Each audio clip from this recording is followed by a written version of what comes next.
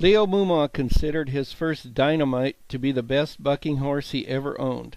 As Leo told the story, Joe Hudspeth owned him first but found out he could not ride him and no one else could, so he decided I should have him as I was just starting a bucking string at the time.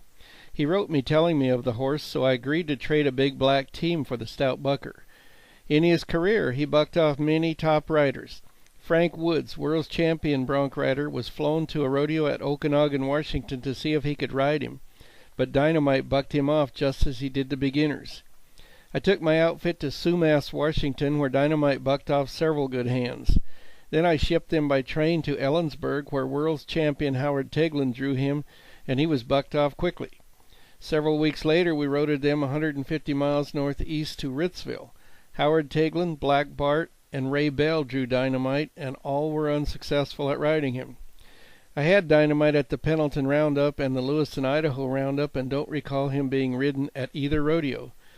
In July 1937, I took him to a rodeo at Nispelem, but he didn't act right, so I did not buck him there. On the way home, about 5 miles from the pasture, he dropped out of the horse herd, so I left him and left the gates open.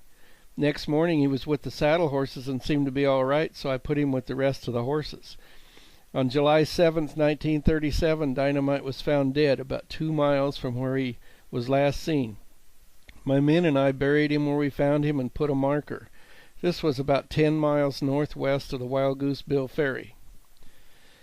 Dynamite died a few miles northeast of Chief Joseph Dam. Leo Moomaw felt such a loss for the great old horse, he buried him where he lay and placed a cross.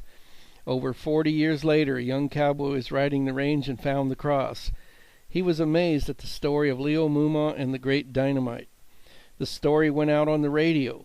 People were amazed that the memorial to the great horse was still visible.